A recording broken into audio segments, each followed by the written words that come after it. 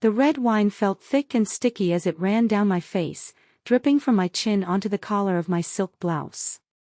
It smelled sickly sweet, like fermented fruit and betrayal. "You don't belong here," my sister, Beatrice, hissed, her voice cutting through the party chatter. Her face was a mask of triumphant cruelty. Around us, her circle of wealthy friends erupted in laughter. A few of them even raised their glasses in a mock toast. But the sound that truly shattered me, the sound that echoed in the sudden silence of my heart, was the sharp, enthusiastic applause from my own parents. My mother, Helen, was beaming. My father, Richard, nodded with grim satisfaction. But let's back up. This story doesn't start with a splash of Merlot. It starts 6 months earlier, with a silence. My name is Clara. I'm 34, and I live in San Francisco, where I built an educational tech startup from the ground up. The company is my pride, my proof that I could make something out of nothing. But the real foundation of my life, the one man who ever truly believed in me, was my grandpa Arthur. And 6 months ago, he died. His passing left a crater in my world so vast that all the success in Silicon Valley couldn't begin to fill it. Growing up in Austin, after my parents' divorce, Grandpa Arthur was my rock. While they were busy navigating their new lives, his coffee shop, the Daily Grind, became my sanctuary. It was a small, unassuming place that smelled of roasted beans and old books, a haven where the city's heartbeat seemed to slow down. My older sister, Beatrice, never understood it. She was the golden child, the straight-A student, the budding interior designer who won awards and the unwavering approval of our parents. I was the quiet one, the awkward kid who preferred tinkering with Grandpa Arthur's ancient desktop computer in the back room to playing outside. Bea saw my relationship with him as a competition she was somehow losing. I remember one afternoon when I was 15, I'd spent the whole weekend coding a rudimentary inventory system for the shop on that old computer. It was clunky, but it worked. Grandpa Arthur studied the screen, his eyes crinkling at the corners. "Clara," he said, his voice thick with pride, "you see the future. That's a gift." Beatrice was standing in the doorway. She'd just come to show him a portfolio of her latest designs. She heard him, and something in her face just snapped. Later that evening, while washing dishes, she dropped a ceramic mug, shattering it in the sink. "You always have to steal his attention, don't you?" she seethed, her knuckles white.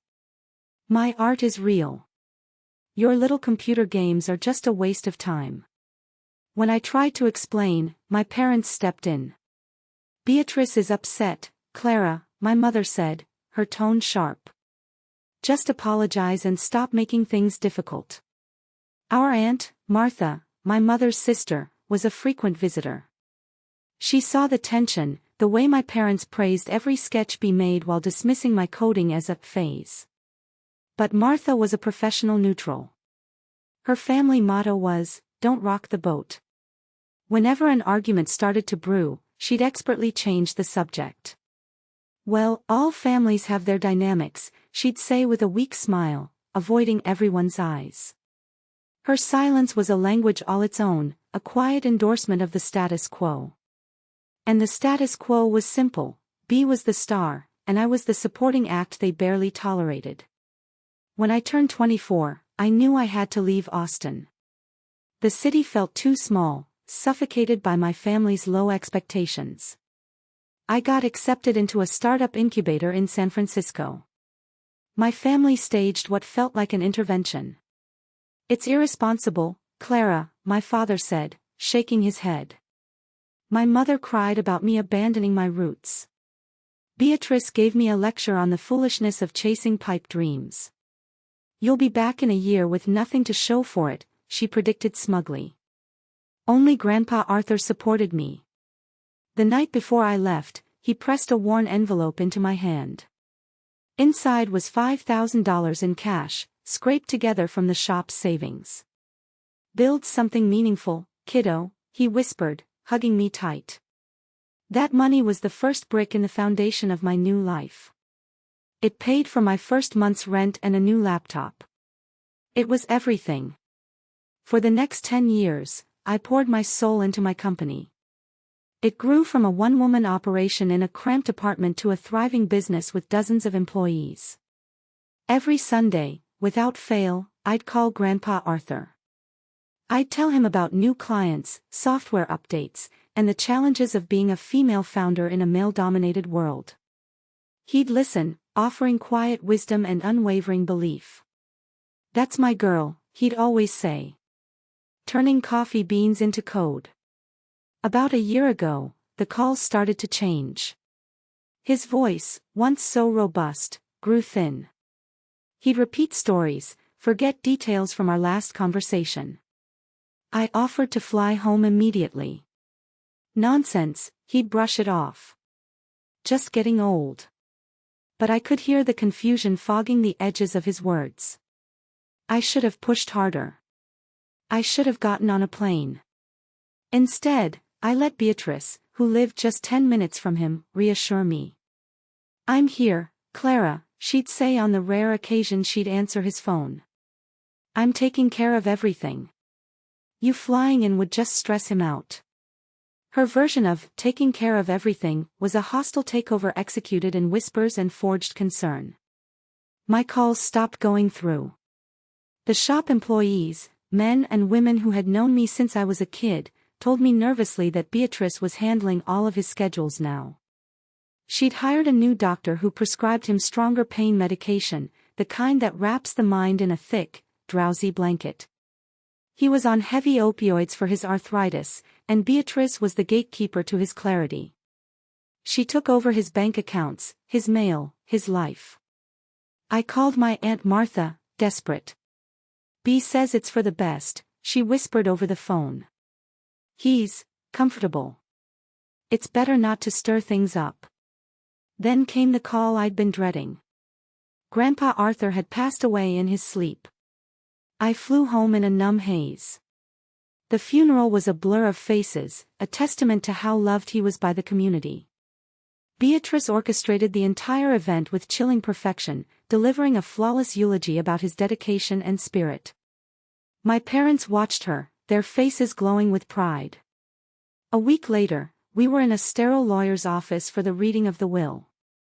The lawyer cleared his throat and read the final, amended document. Grandpa Arthur's life savings were to be split between us. But the coffee shop, the daily grind, its building, the land it sat on, his entire legacy, was left solely and entirely to Beatrice. The document had been amended just 3 weeks before his death. I stared at the signature. It was his, but it looked shaky, frail. "That's impossible," I choked out. "He always said the shop, we were going to expand it online together. It was for me." Beatrice looked at me, her eyes cold and hard as stone. "He realized who was actually here for him in the end, Clara," she said, her voice dripping with false sympathy. My parents nodded in unison. "She sacrificed so much to be with him," my mother added, patting Bea's hand. The betrayal was so profound, so complete, it left me breathless. I flew back to San Francisco feeling like a ghost. The vibrant energy of the city felt garish and loud compared to the silent scream inside me. I couldn't work. I couldn't sleep. The image of that shaky signature on the will was burned into my mind. Grief is a strange thing. For weeks, it was a heavy, suffocating blanket. But slowly, it began to curdle, sharpening into something else, suspicion. It wasn't just grief anymore, it was the chilling certainty that my grandfather had been robbed. I couldn't let it go. One sleepless night, surrounded by financial projections and marketing plans, I made a decision. I wasn't just going to mourn him, I was going to fight for him. The next morning, I contacted one of the top private investigation firms in the country, a discreet and ruthless group that specialized in elder abuse and financial fraud. During the video consultation with the lead investigator, a sharp, no-nonsense man named Mr. Evans, I laid it all out. "I don't care about the money," I told him, my voice steady for the first time in weeks. The shop is worth millions, but that's not the point. This is about his legacy. I want the truth. Find everything. Mr. Evans and his team moved with terrifying efficiency. The first breakthrough came within 2 weeks.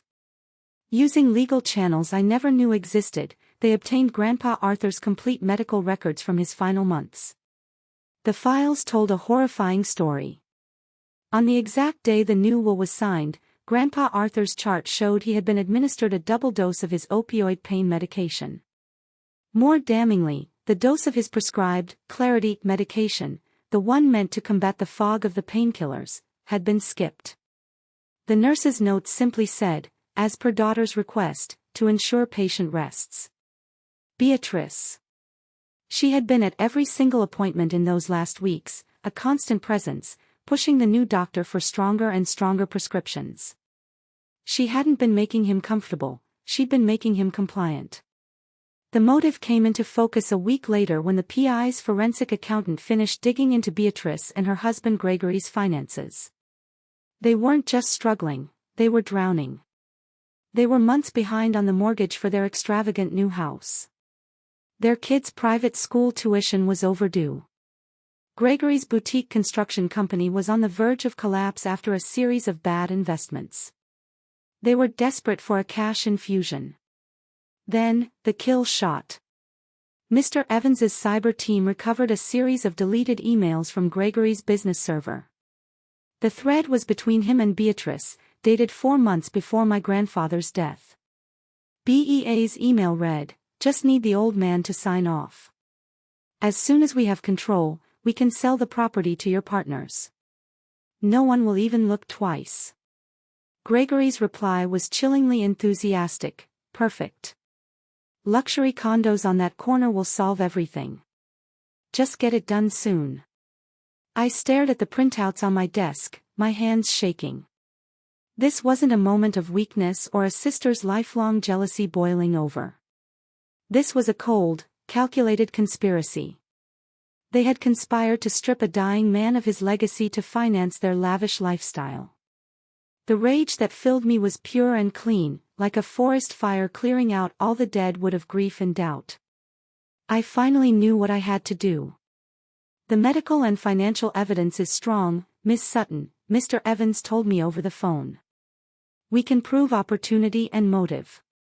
But proving intent, proving your sister knowingly manipulated him, can be a case of, he said, she said, even posthumously. A good lawyer could argue she was just a concerned daughter trying to manage his pain. A frustrating wall. We were close, so close, but we needed something undeniable. Something that couldn't be spun or explained away." I spent that night pacing my apartment, looking through old photos of Grandpa Arthur. There was one of us behind the counter of the daily grind, me about 10 years old, covered in flour. His arm was around me, his smile wide and genuine. I remembered how he was always jotting down ideas on napkins, new coffee blends, names for pastries, thoughts on customer service. And then, it hit me. Like a lightning strike. "Mr. Evans," I said, my voice urgent when he picked up my 6 a.m. call. "Wait. Years ago, for his birthday, I gave him a digital voice recorder. A little silver one. He loved it. He said it was better than napkins for remembering his million-dollar ideas. Is there any chance it's still there?" It was a long shot, but Evans understood its potential immediately. He dispatched a local associate in Austin. Posing as a representative from my grandfather's estate to collect personal effects, the associate was granted access to the coffee shop by a distracted Beatrice. An hour later, my phone rang. The associate had found it, tucked away in the back of Grandpa Arthur's desk drawer, buried beneath a stack of old invoices. Evans had the recorder overnight to his lab. The next afternoon, he called me again. His voice was different this time. Sober. "Clara," he said, dropping the professional formality. "You need to sit down. I'm going to play something for you." He put the phone on speaker, and a faint crackle filled the line. And then, I heard it. My grandfather's voice. Weak, but unmistakably his. It was a time capsule of his final months. The first recording was from 3 months before he died. His voice was tired but clear. Beatrice came by again today, pushing hard about updating the will. She keeps saying Clara is too busy in California, that she doesn't care about the shop anymore. But that's not true at all. Clara's ideas, she's the future of this place. His voice trailed off, filled with a sad confusion. The second recording, a month later, was more agitated. Bea was so upset when I mentioned Clara's latest success. She said Clara doesn't deserve it, that she abandoned me. I don't understand the anger in her. A daughter's success should be a joy. The third recording ripped my heart out. It was dated just 1 week before the new will was signed. His speech was slow, slurred. Every word was an effort. The pills, they make everything so foggy.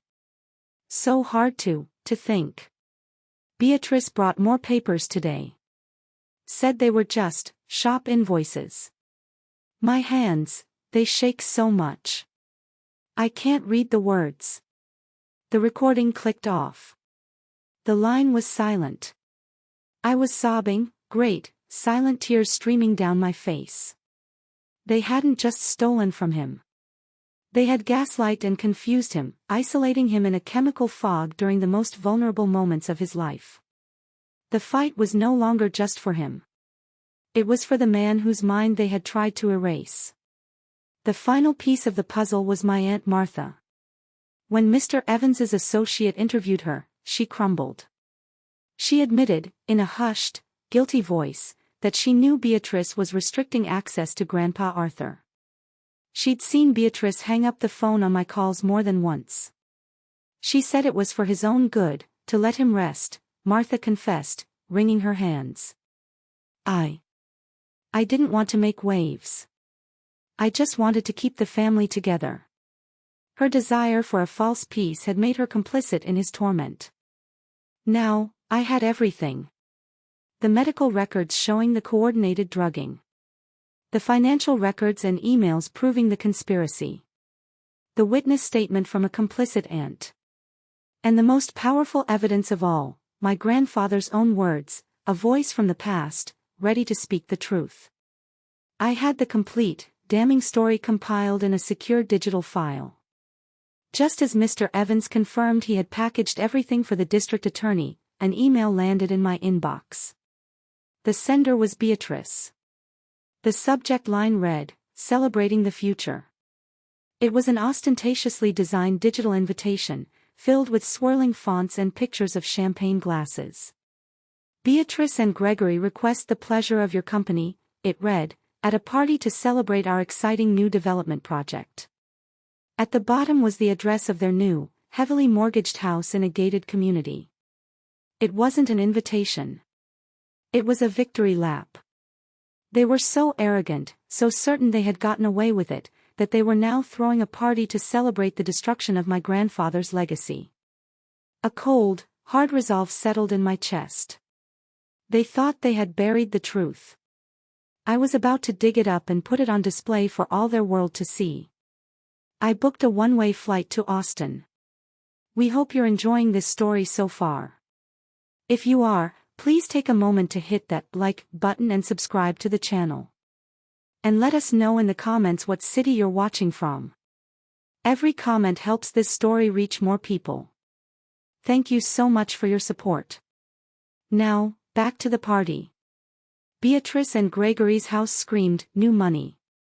It was a cavernous modern structure of glass and white stone, filled with people who looked like they'd been lifted from the pages of a luxury magazine.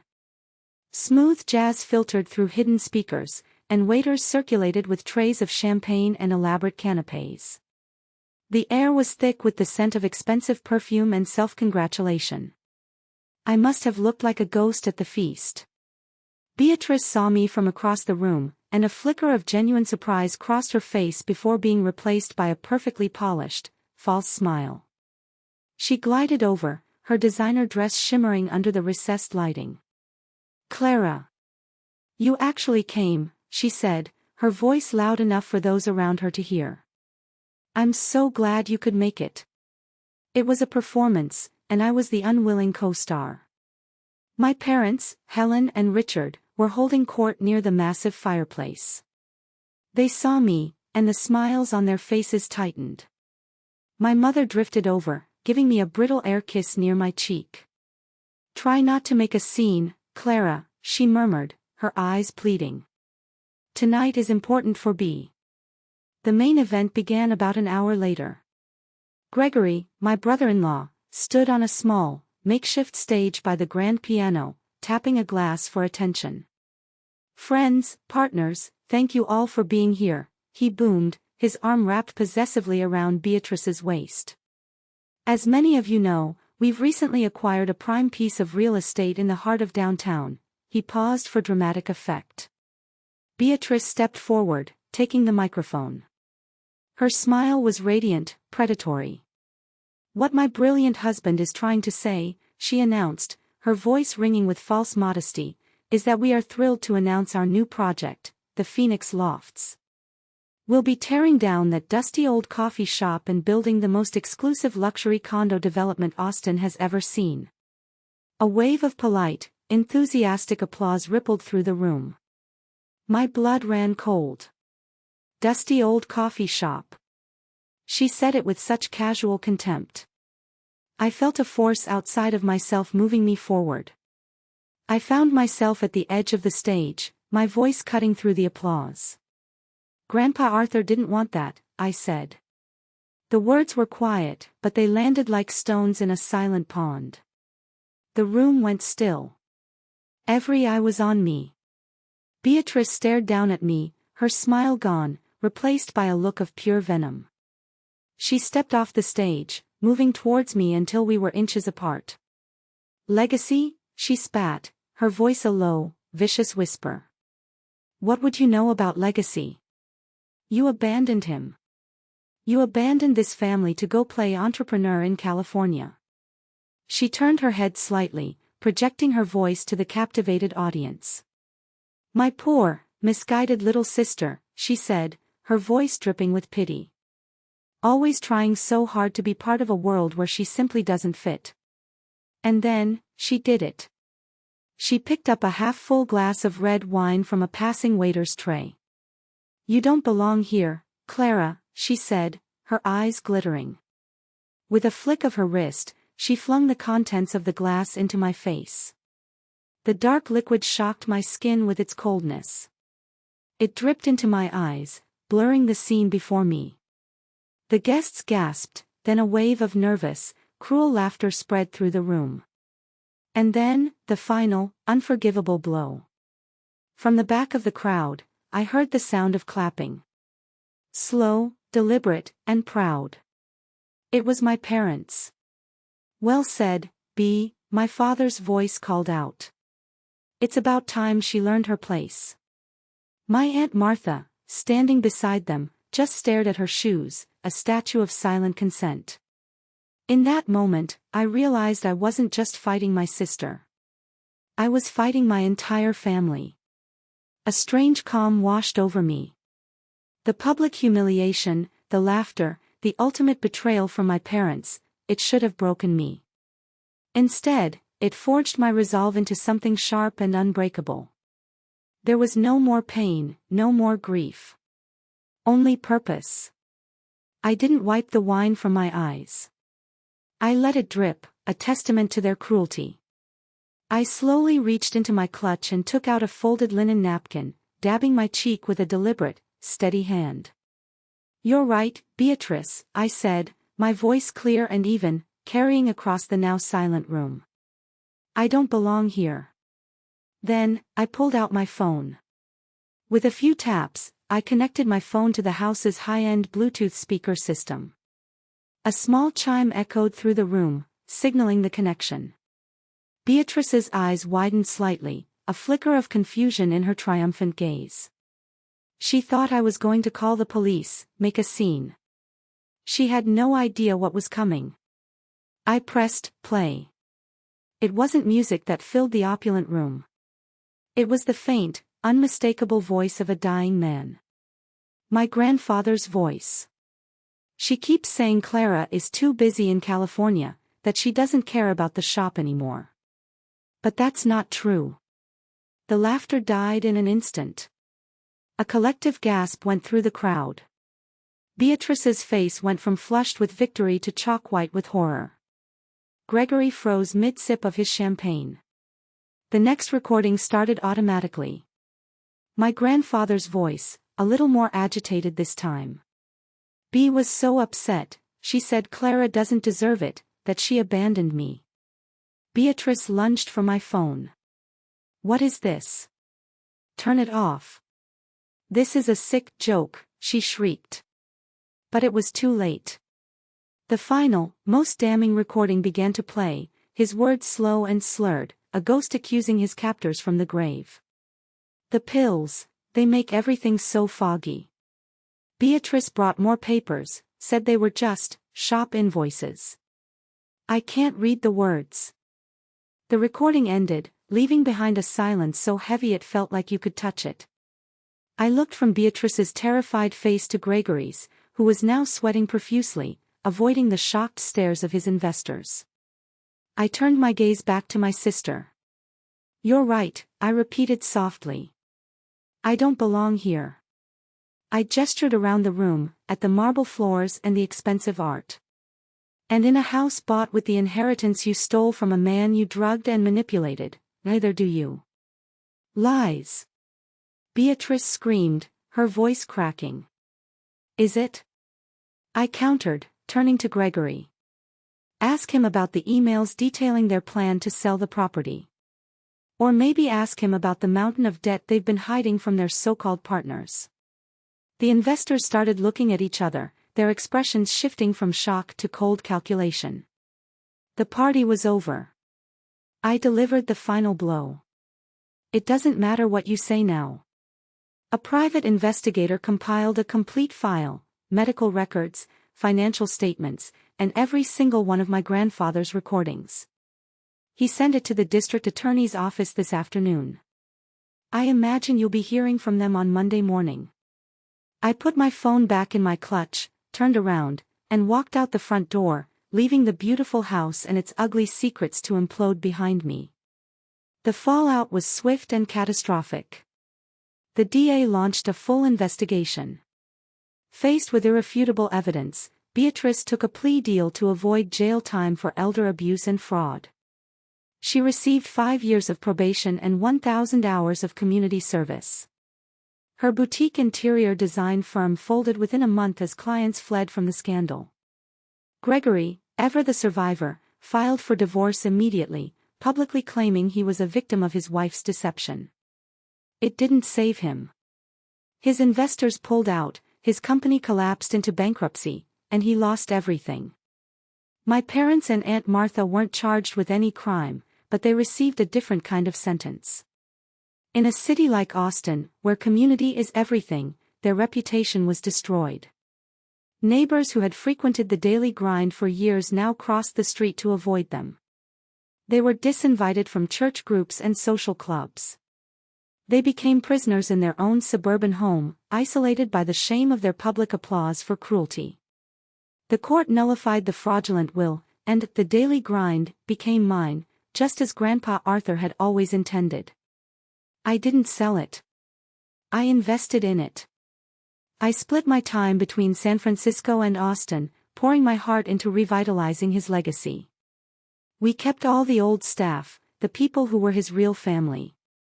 We implemented my online ordering system, started hosting free workshops for young entrepreneurs, and turned the back room where I first learned to code into a free co-working space. The shop thrived.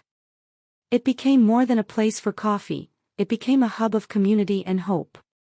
I cut them all off. My mother, my father, my aunt, my sister. No calls, no letters, no second chances. My family is now the baristas who know everyone's order by heart, the regulars who debate politics over espresso, the young kids with big dreams who use our free Wi-Fi to build their own futures.